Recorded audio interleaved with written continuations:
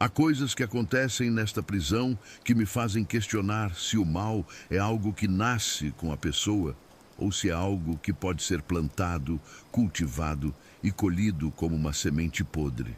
Depois de 23 anos trabalhando aqui, vi homens que mataram por dinheiro, por paixão, por vingança. Mas nunca vi nada como o que presenciei naquela sala de avaliação psiquiátrica. E se você me perguntasse hoje se acredito em demônios, eu diria que não sei mais a diferença entre um homem possuído e um homem que simplesmente escolheu abraçar o abismo que existe dentro de todos nós. Era uma terça-feira cinzenta quando ele chegou. O transporte chegou às 6 da manhã, escoltado por 4 guardas federais que pareciam mais aliviados em se livrar da carga do que preocupados em entregá-la. Edward Nacht, 42 anos, condenado à morte por uma série de assassinatos que abalaram 3 estados. Os jornais o chamavam de o sussurrador, porque suas vítimas eram encontradas em posições que sugeriam que ele havia conversado com elas antes de matá-las. Conversado ou sussurrado algo em seus ouvidos enquanto a vida se esvaía. Eu estava na torre de observação quando ele desceu da van. Alto, magro, com cabelos grisalhos penteados para trás e olhos que pareciam absorver a luz ao invés de refleti-la. Ele se moveu com uma calma perturbadora, como se estivesse entrando em sua própria casa, ao invés de uma penitenciária de segurança máxima. Os outros prisioneiros, mesmo os mais duros, instintivamente se afastaram quando ele passou pelos corredores. Era como se sentissem algo que eu ainda não conseguia identificar. O protocolo exigia uma avaliação psiquiátrica antes do prisioneiro ser integrado à população geral. Dr. James Martin foi designado para o caso. Martin era um homem meticuloso, formado em Harvard, especialista em psicologia criminal com 15 anos de experiência. Ele havia avaliado centenas de criminosos, desde psicopatas frios até maníacos violentos. Se alguém podia decifrar a mente de Edward Nacht, era ele. A primeira sessão foi marcada para quinta-feira às 2 da tarde. Eu estava de plantão na sala de observação, um pequeno compartimento com vidro espelhado que nos permitia monitorar as avaliações. Era um procedimento padrão, mas algo me dizia que aquela não seria uma sessão comum. Talvez fosse a forma como Nacht havia sorrido quando soube da avaliação, ou a maneira como os outros guardas evitavam olhar diretamente para ele. Quando o Dr. Martin entrou na sala, Nacht já estava sentado, as mãos algemadas à mesa de metal. Ele não levantou os olhos quando o psiquiatra se acomodou na cadeira oposta. Em vez disso, ficou olhando para as próprias mãos, como se estivesse estudando as linhas da palma. Bom dia, Edward, Dr. Martin começou, abrindo sua pasta. Sou o Dr. Martin. Vou conduzi-lo através de uma avaliação psicológica padrão. É um procedimento de rotina para todos os novos internos. Nacht finalmente levantou a cabeça. Quando seus olhos encontraram os de Martin, eu senti um arrepio percorrer minha espinha, mesmo estando do outro lado do vidro. Havia algo naquele olhar que não era completamente humano. Não era loucura, nem mesmo maldade no sentido convencional. Era algo mais primitivo, mais antigo. Doutor, Nacht disse, e sua voz tinha uma qualidade hipnótica, como o som de água corrente sobre pedras. O senhor acredita em possessão? Martin piscou, claramente não esperando por essa abertura. Possessão? No sentido religioso? No sentido prático? Nacht respondeu, inclinando-se ligeiramente para a frente. O senhor já considerou a possibilidade de que algumas ações humanas não são completamente humanas? Estamos aqui para discutir você, Edward, não filosofia.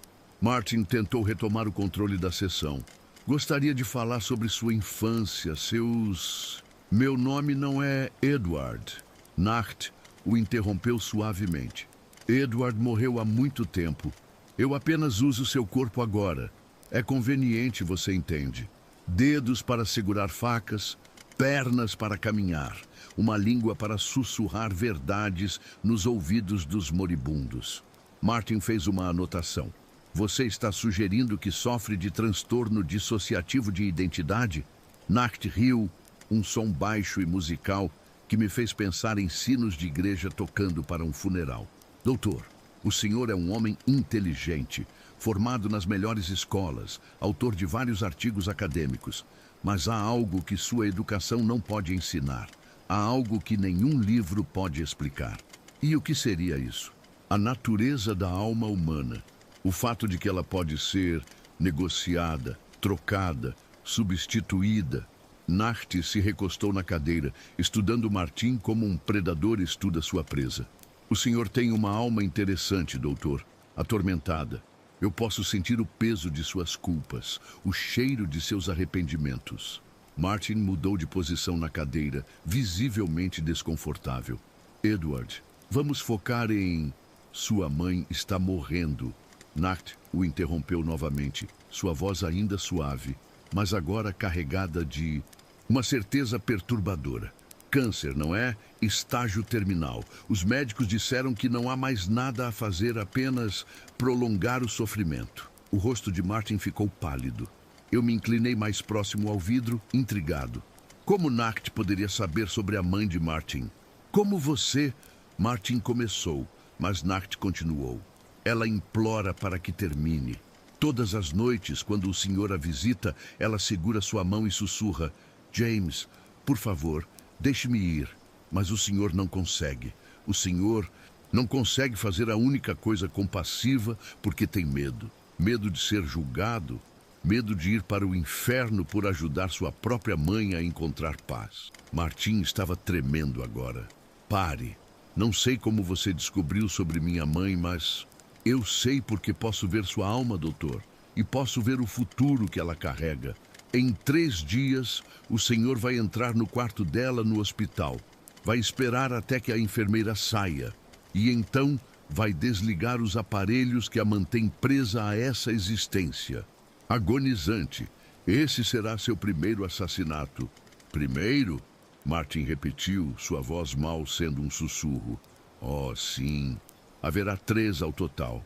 3 mortes que o senhor carregará em suas mãos antes que nossa conversa termine. Nacht sorriu. E foi o sorriso mais terrível que já vi.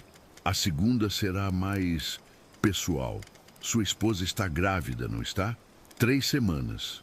Ela ainda não sabe. Mas o senhor sim. O senhor pode sentir, não pode? A nova vida crescendo dentro dela. Martin se levantou abruptamente, derrubando a cadeira. Isso é impossível. Como você pode saber disso? Sarah nem fez o teste ainda. Porque eu posso ver as linhas do tempo, doutor. Posso ver as escolhas que o senhor fará. E posso ver que quando ela contar para o senhor sobre a gravidez, o senhor vai sorrir e abraçá-la. Mas por dentro vai estar apavorado. Porque o senhor não quer ser pai. Nunca quis. E quando ela marcar a consulta no médico, o senhor vai sugerir um procedimento. Vai convencê-la de que não é o momento certo. Que eles devem esperar. E sua segunda vítima nunca terá a chance de respirar. Você está louco, Martin murmurou. Mas havia menos convicção em sua voz agora. Loucura é uma palavra que as pessoas usam para coisas que não conseguem compreender. Nacht respondeu, se levantando também, as algemas tilintando. Mas o senhor vai compreender, doutor. Quando chegar em casa hoje à noite e encontrar Sarah chorando no banheiro, segurando um teste de gravidez positivo, quando ver o medo nos olhos dela, o Bajunda, mesmo medo que está nos seus agora, então o senhor vai começar a entender que algumas verdades são inevitáveis. Martin saiu da sala sem dizer mais uma palavra. Eu o vi passar pelo corredor, cambaleando como um homem embriagado. Através do interfone, ouvi Nacht chamando. Doutor, não se esqueça da terceira morte. Será a mais importante de todas. Nos dias que se seguiram, tentei descobrir como Nacht havia obtido informações sobre a vida pessoal de Martin. Verifiquei os registros telefônicos, as visitas, qualquer possível vazamento de informação. Não encontrei nada. Era como se ele tivesse simplesmente olhado para Martin e visto sua vida se desenrolar diante de seus olhos. Na sexta-feira, Martin não apareceu para o trabalho. Na segunda-feira, recebemos a notícia de que sua mãe havia falecido no hospital durante o fim de semana. Os aparelhos de suporte à vida haviam sido desligados por decisão da família. Martin retornou ao trabalho na terça-feira, mas era um homem diferente. Seus olhos tinham a mesma qualidade vazia que eu havia visto em soldados que voltavam da guerra. Ele estava certo, Martin me disse durante uma pausa. Sobre minha mãe, sobre tudo. Como isso é possível? Perguntei.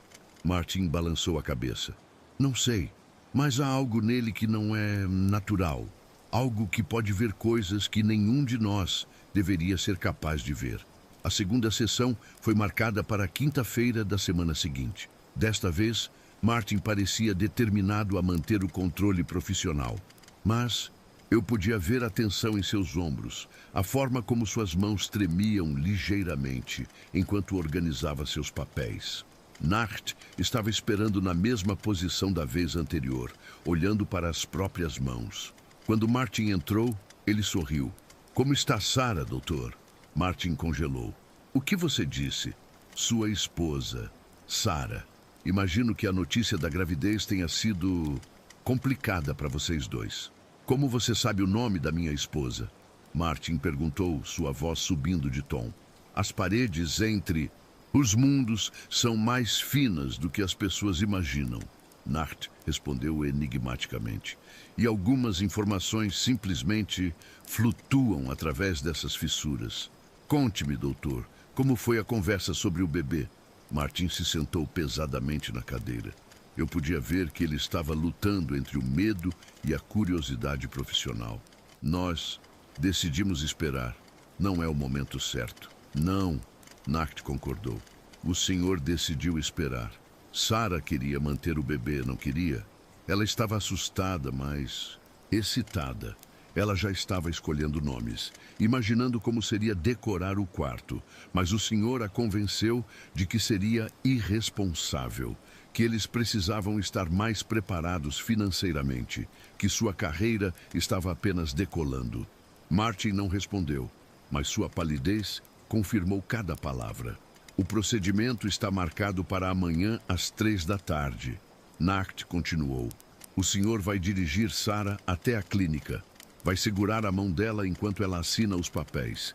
E quando terminarem, vocês dois vão dirigir para casa em silêncio, carregando o peso da segunda morte. Pare, Martin sussurrou. Por favor, pare. Mas ainda falta a terceira morte, doutor. A mais importante. A que vai completar o círculo. Que terceira morte? Martin perguntou, embora parecesse não querer ouvir a resposta. Nacht se inclinou para a frente, seus olhos fixos nos de Martin. A minha, é claro. O senhor vai me matar, doutor. Não com suas próprias mãos, é claro. O senhor é civilizado demais para isso. Mas suas palavras, sua avaliação, vão determinar meu destino. E quando chegar a hora, o senhor vai recomendar que minha execução prossiga. Será sua terceira morte e a que vai selar sua alma. Isso é ridículo, Martin protestou. Eu sou um profissional. Minha avaliação será baseada em evidências científicas, não em vingança, Nacht sugeriu. Mas é exatamente isso que será, não é? Porque até lá, o senhor vai me odiar. Vai me odiar por ter mostrado a verdade sobre quem o senhor realmente é. Por ter forçado o senhor a enfrentar as escolhas que já estavam dormindo em sua alma. A sessão terminou com Martin praticamente fugindo da sala. Eu o observei através das câmeras de segurança enquanto ele caminhava pelos corredores, parando ocasionalmente para se apoiar nas paredes, como se estivesse fisicamente doente. Na sexta-feira, Martin ligou dizendo que estava com problemas pessoais e precisava de alguns dias de folga. Quando retornou na semana seguinte, parecia ter envelhecido 10 anos. Seus olhos estavam fundos, cercados por olheiras escuras, e suas mãos tremiam constantemente. Ele estava certo novamente. Martin me confessou durante o almoço. Sobretudo, Sarah fez o procedimento, e agora ela mal consegue me olhar. É como se ela soubesse que foi ideia minha. mesmo que tecnicamente ela tenha concordado. Dr. Martin, eu disse cuidadosamente, talvez devêssemos considerar transferir o caso para outro profissional. Esse prisioneiro parece estar afetando sua saúde mental. Não. Martin respondeu com uma determinação feroz. Preciso terminar isso. Preciso entender como ele sabe essas coisas. E preciso provar que ele está errado sobre a terceira morte. A terceira e última sessão foi marcada para uma segunda-feira. Martin passou o fim de semana preparando-se, estudando todos os casos similares que conseguiu encontrar, revendo teorias sobre manipulação psicológica e leitura fria. Estava determinado a expor Nacht como um manipulador talentoso, nada mais. Quando entrou na sala de avaliação naquela manhã, Martin parecia ter recuperado parte de sua confiança profissional. Havia algo diferente em sua postura. Uma rigidez que não estava lá antes. Edward, ele começou, deliberadamente usando o nome de nascimento. Hoje vamos concluir sua avaliação. Gostaria de discutir suas técnicas de manipulação psicológica. Nacht levantou os olhos lentamente. Ah, doutor, o senhor parece diferente hoje, mas decidido.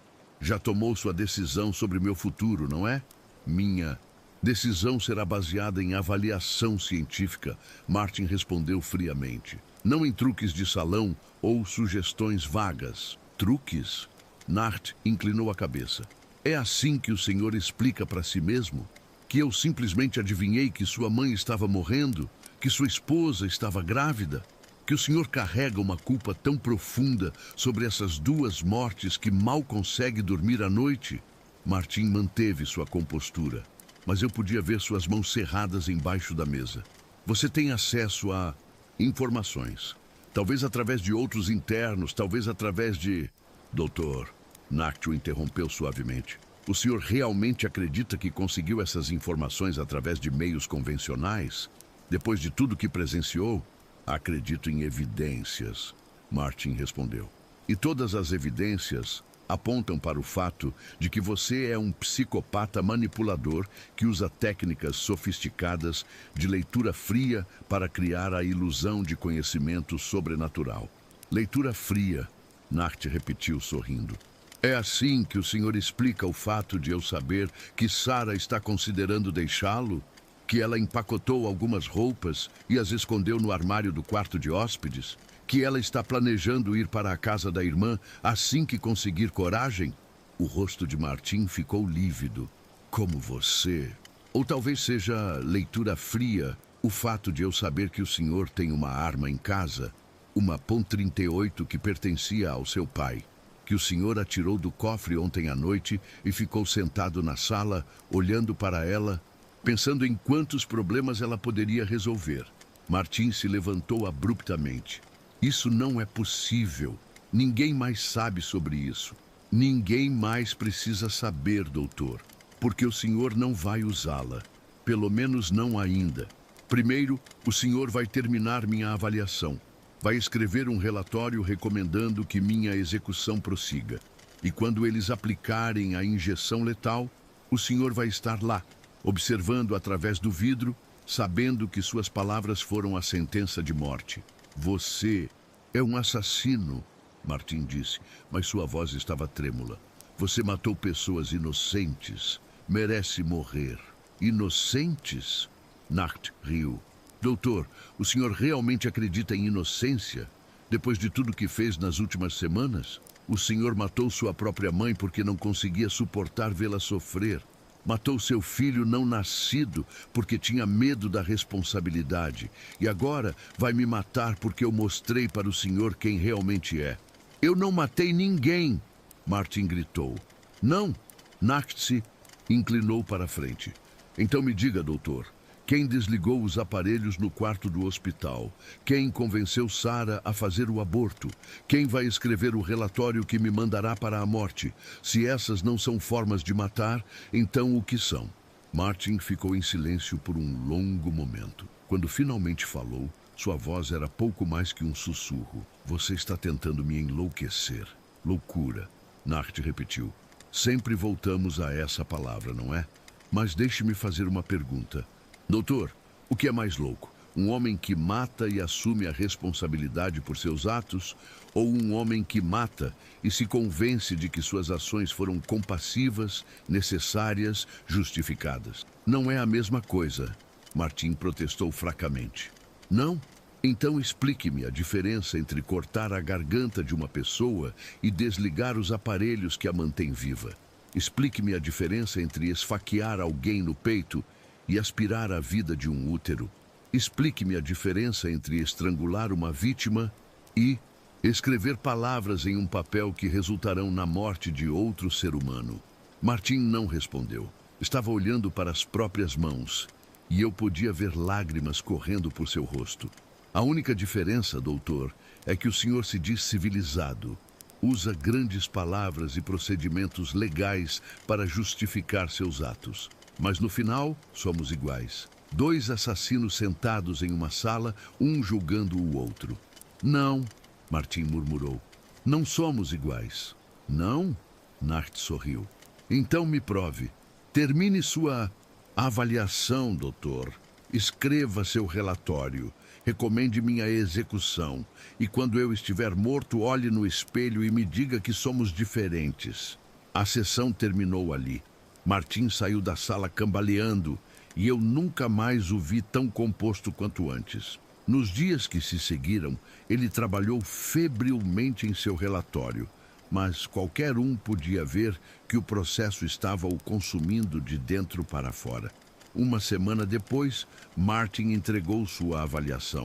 Como Nacht havia previsto, ele recomendou que a execução prosseguisse.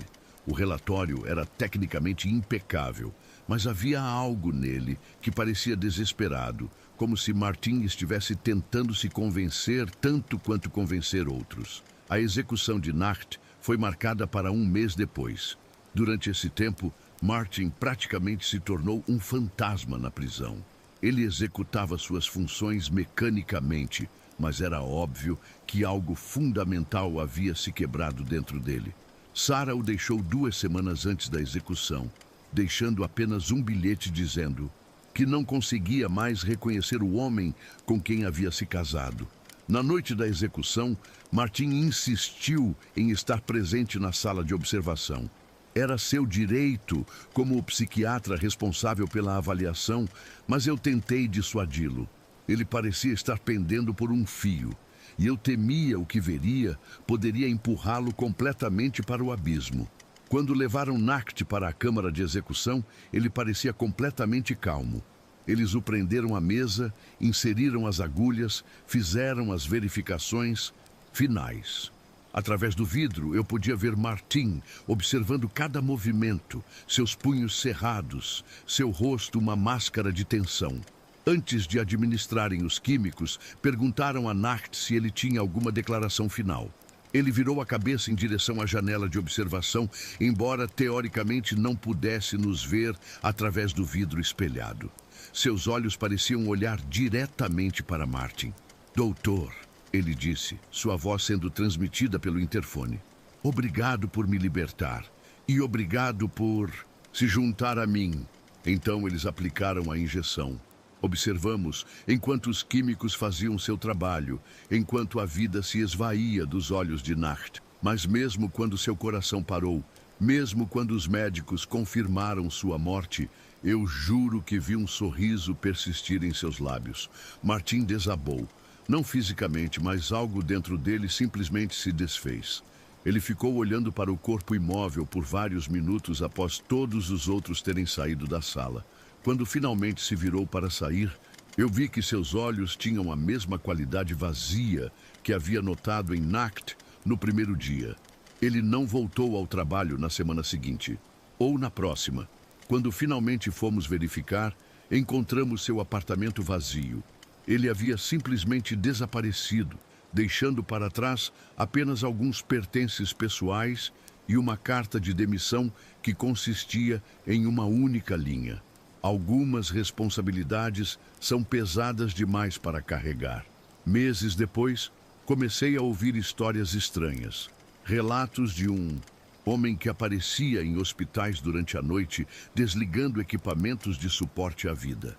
De clínicas onde procedimentos eram realizados em pacientes que não os haviam solicitado. De mortes misteriosas que pareciam atos de misericórdia, mas que deixavam as famílias com perguntas sem resposta. Nunca consegui confirmar se essas histórias eram sobre Martin, mas cada vez que ouvia uma, eu me lembrava das palavras de Nacht sobre possessão, sobre almas que podiam ser negociadas e substituídas. E me perguntava se, ao morrer, Nacht havia realmente libertado algo de seu corpo ou se havia simplesmente encontrado um novo recipiente para abrigar sua essência. Há noites em que acordo pensando na expressão no rosto de Martin naquele último dia. A forma como ele havia olhado para o corpo de Nacht, como se estivesse olhando para um espelho. E me pergunto se o mal é algo que pode ser transmitido, como uma doença, passando de uma alma para outra, através do contato íntimo que existe entre predador e empresa. O que eu sei é que desde aquele dia mudei minha perspectiva sobre o que acontece nesta prisão. Antes, eu pensava que meu trabalho era simplesmente manter os maus longe dos bons. Agora, entendo que a linha entre esses dois grupos é muito mais tênue do que eu jamais imaginei. E que às vezes, ao enfrentar o abismo por tempo demais, você não apenas olha para ele, ele também olha de volta. E quando isso acontece, uma parte dele se torna sua. Nacht estava certo sobre uma coisa: há 3 mortes, que cada um de nós carrega potencialmente dentro de si. A primeira é a morte da inocência, quando fazemos algo que sabemos ser errado, mas nos convencemos de que é necessário. A segunda é a morte da compaixão, quando nossos próprios medos se tornam mais importantes que o bem-estar de outros. E a terceira é a morte da alma, quando finalmente aceitamos que somos capazes das mesmas atrocidades que julgamos em outros. Dr. Martin experimentou todas as 3, e eu tenho medo de que, ao observar sua jornada, eu também possa ter começado a trilhar o mesmo caminho. Porque agora, quando olho para os prisioneiros sob minha guarda, não vejo mais monstros. Vejo homens que simplesmente escolheram abraçar verdades sobre si mesmos que o resto de nós passa a vida inteira tentando evitar.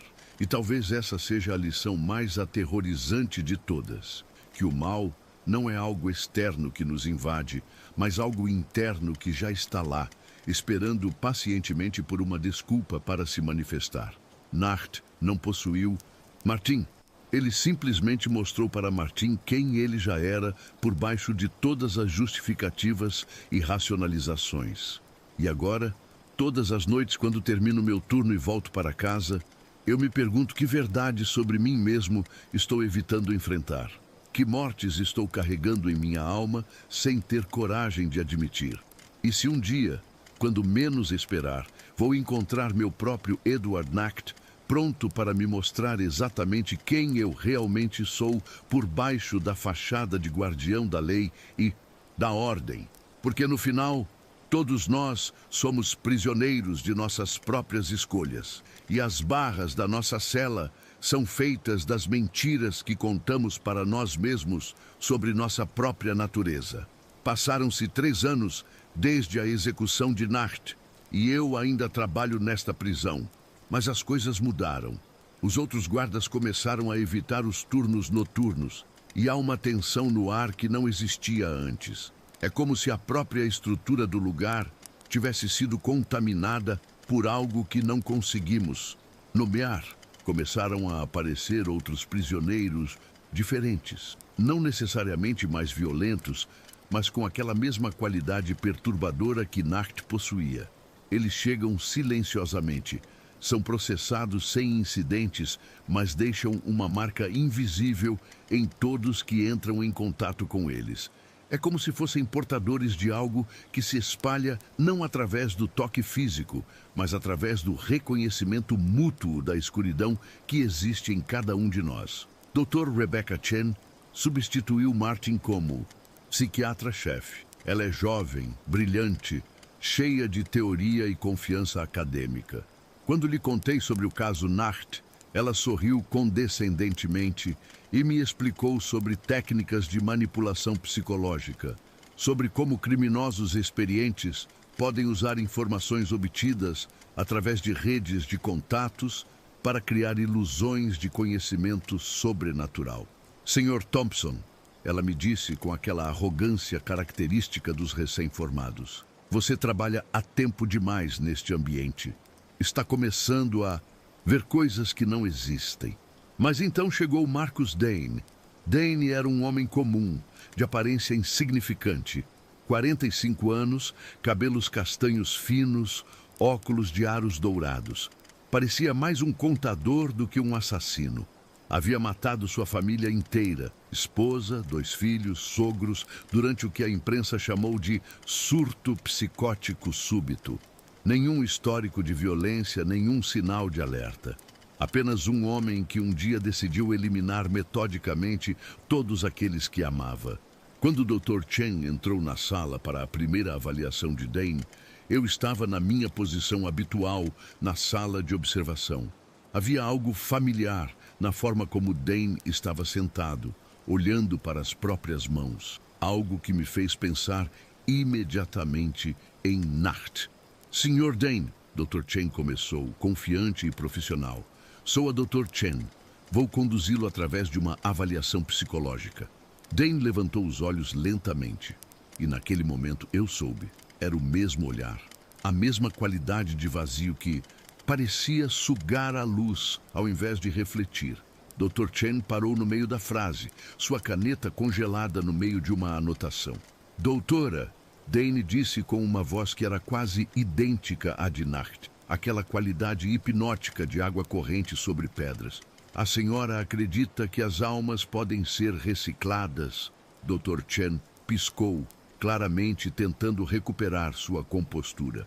Recicladas? Reutilizadas, transferidas de um recipiente que não funciona mais para um novo e funcional. Dane se inclinou ligeiramente para a frente. A senhora já considerou que talvez a morte não seja um fim, mas simplesmente uma mudança de endereço? Estamos aqui para discutir você, Sr. Dane. Dr. Chen tentou retomar o controle, mas eu podia ouvir uma pequena hesitação em sua voz. Mas estamos discutindo sobre mim, Dane respondeu. Eu sou Marcus Dane há apenas 3 anos. Antes disso, eu era outra pessoa, em outro corpo.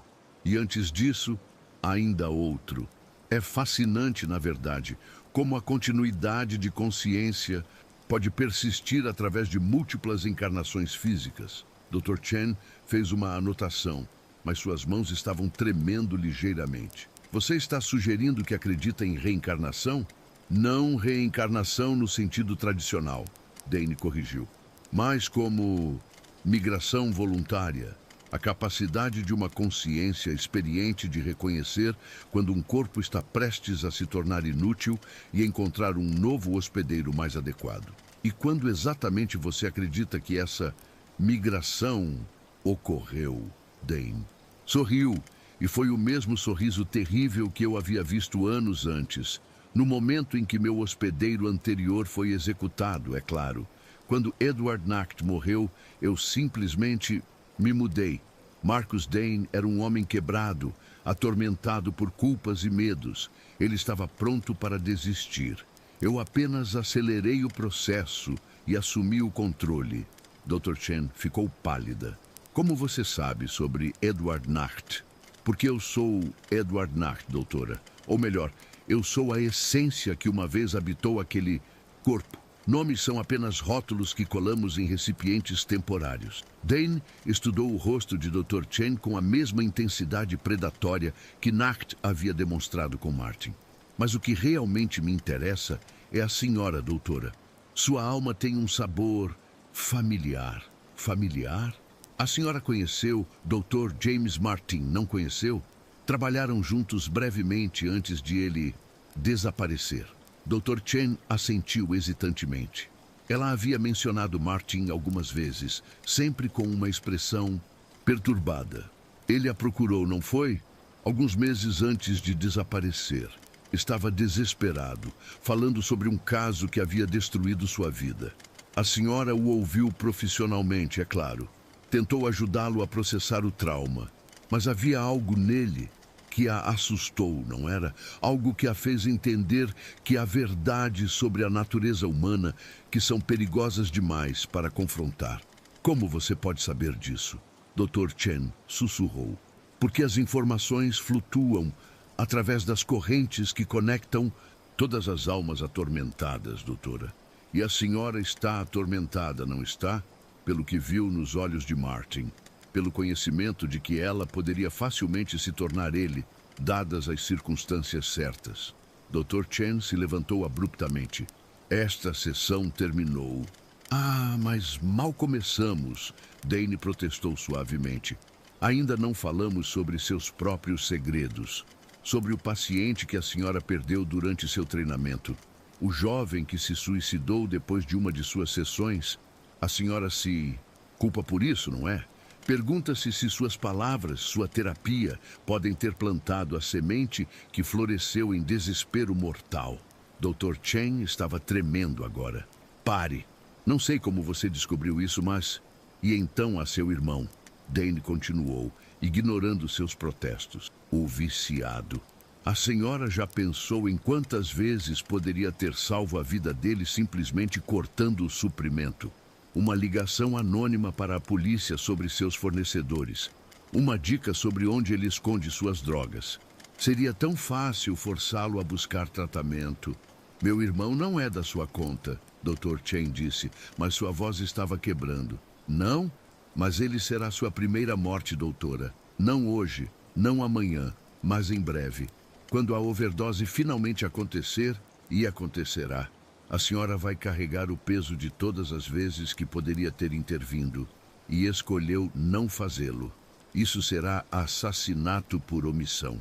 Dr. Chen saiu da sala quase correndo. Através do interfone, ouvi Dane chamando. Não se preocupe. Doutora, teremos muitas outras oportunidades para conversar sobre suas outras 2 mortes. Nos dias que se seguiram, Dr. Chen tentou transferir o caso de Dane para outro psiquiatra, mas a administração negou o pedido. Havia uma lista de espera de meses e Dane não era considerado prioritário. Seus crimes, por mais horríveis que fossem, pareciam ser um episódio isolado em uma vida anteriormente normal. Eu tentei falar com Dr. Chen sobre o que estava acontecendo, sobre os paralelos com o caso. Martin, mas ela se recusou a ouvir. Não vou permitir que um criminoso manipulador destrua minha carreira como destruiu a de Martin. Ela disse com uma determinação que parecia mais desespero do que convicção. A segunda sessão foi ainda pior. Dane parecia ter estudado cada aspecto da vida de Dr. Chen durante o intervalo entre as consultas.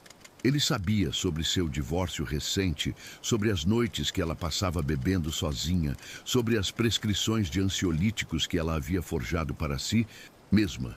A segunda morte será mais pessoal, ele disse, ecoando as palavras que Nacht havia usado com Martin. Alguém que a senhora ama, mas que também representa um obstáculo para sua própria sobrevivência emocional. Do que você está falando? Dr. Chen perguntou, mas havia menos resistência em sua voz agora. Sua mãe, Dane respondeu simplesmente.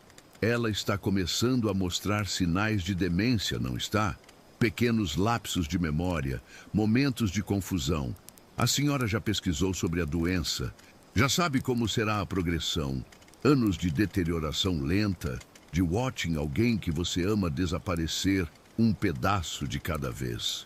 Dr. Chen não respondeu, mas suas lágrimas confirmaram cada palavra. Vai chegar um momento, Dane continuou, quando a senhora vai precisar tomar uma decisão. Permitir que sua mãe seja internada em uma instituição, onde será apenas mais um número em uma lista de pacientes esquecidos, ou tomar uma atitude mais definitiva, mais compassiva. Você está sugerindo que eu mate minha própria mãe? Dr. Chen perguntou, horrorizada. Estou sugerindo que a senhora já pensou nisso, Dane corrigiu. Nas noites em que fica acordada pensando no futuro, já considerou que seria mais gentil ajudar sua mãe a partir antes que a doença roube completamente sua dignidade. A terceira sessão nunca aconteceu oficialmente. Dr. Chen pediu demissão uma semana antes da data marcada, alegando conflitos pessoais irreconciliáveis. Mas eu a vi voltando ao prédio durante um turno noturno, 2 semanas depois. Ela conseguiu acesso às chaves usando suas antigas credenciais e foi direto para a cela de Dane. Eu deveria ter chamado segurança. Deveria ter impedido o que estava prestes a acontecer. Mas havia algo na expressão de Dr. Chen que me fez hesitar. Era a mesma expressão que eu havia visto no rosto de Martin naquela última noite. Uma mistura de desespero e determinação que sugeria que ela havia chegado a uma conclusão inevitável. A conversa durou apenas alguns minutos. Eu não consegui ouvir o que foi dito, mas vi Dr. Chen passar algo através das barras da cela. Algo pequeno que Dane aceitou com um sorriso agradecido. Na manhã seguinte, Marcus Dane foi encontrado morto em sua cela. Causa oficial, parada cardíaca. Mas o que realmente me perturbou foi a expressão em seu rosto. Era a mesma expressão de paz serena que Nacht havia tido no momento de sua execução. Dr. Chen desapareceu naquela mesma noite. Assim como Martin havia feito anos antes, ela simplesmente se desvaneceu, deixando para trás apenas perguntas sem resposta e uma sensação persistente de que algo fundamental havia mudado. Mas a história não terminou aí. 3 meses depois, começaram a chegar relatórios de uma mulher que aparecia em lares de idosos durante a noite. Sempre impecavelmente vestida, sempre educada, sempre oferecendo assistência médica a pacientes que pareciam estar sofrendo.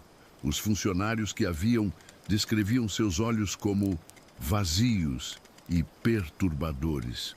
E então chegou Thomas. Wright era diferente dos outros. Mais jovem, apenas 28 anos, mas com aquela mesma qualidade familiar que eu havia aprendido a reconhecer.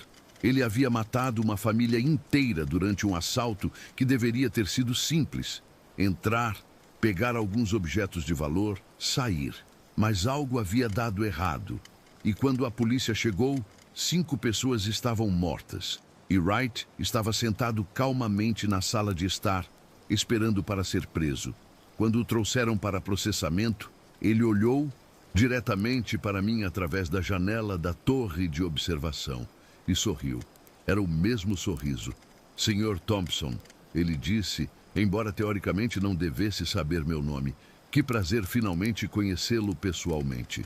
Foi então que eu comecei a entender a verdadeira natureza do que estava acontecendo. Não era possessão, no sentido tradicional, nem reencarnação.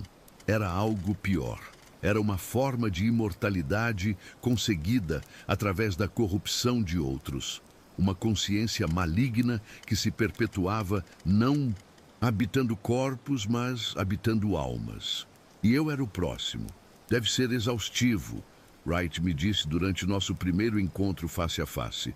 Carregar o peso de tanto conhecimento. Saber a verdade sobre a natureza do mal, mas não ter ninguém que acredite em você, deve fazer com que se sinta muito solitário. Ele estava certo.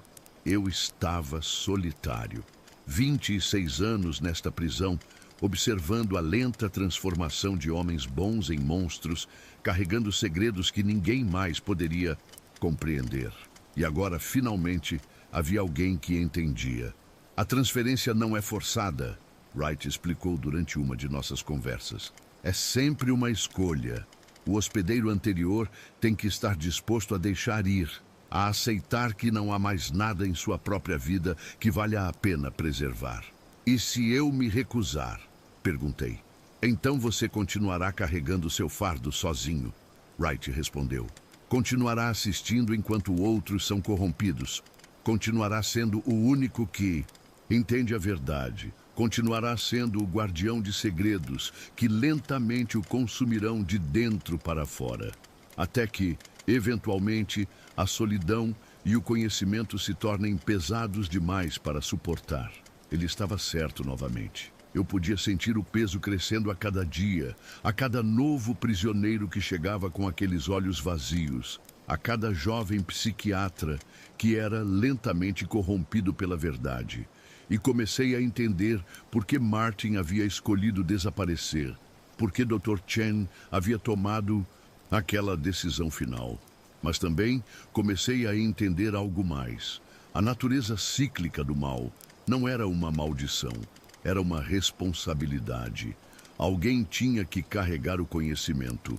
Alguém tinha que ser o guardião das verdades escuras que a humanidade prefere ignorar. E talvez, apenas talvez, ser essa pessoa não fosse um fardo, mas um propósito. Então, na noite em que Wright me ofereceu a transferência final, eu fiz uma escolha diferente. Não, eu disse. Vou ficar. Wright pareceu genuinamente surpreso. Sr. Thompson, você não entende. Este é seu momento de liberação, sua chance de passar o fardo para outro.